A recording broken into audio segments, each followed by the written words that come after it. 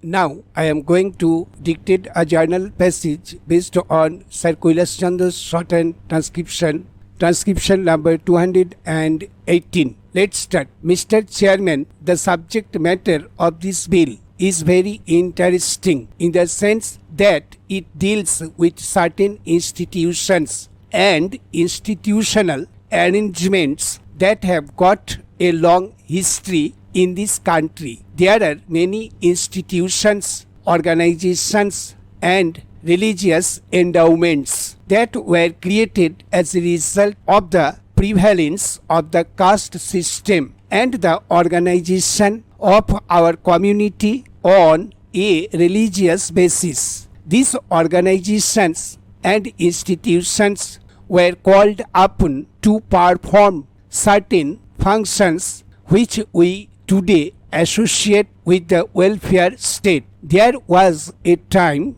sir, in the history of our nation when it was these religious organizations and institutions that undertook to discharge certain functions like imparting education to those who were not in a position either to pay for that education or were not in a position to go to the educational institutions for certain family reasons. In order that the bright young men and women could be helped in prosecuting their studies, it was found necessary that the religious organizations should step in by giving scholarships to the people belonging to a particular community or to a particular caste, and by helping the families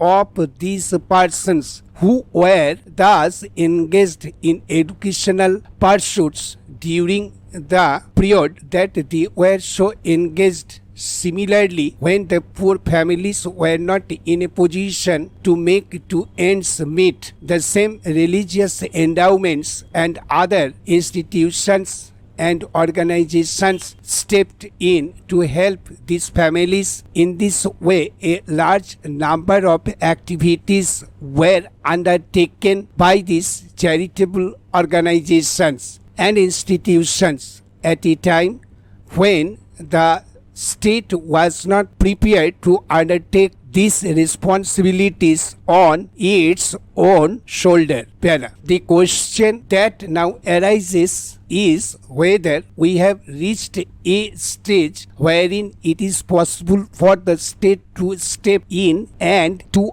undertake these very activities so that these religious organizations and institutions might not have to perform those functions connected therewith. Is also the question of whether the government should give its patronage to these organizations and institutions, or whether the government should allow these organizations and institutions to function on their own.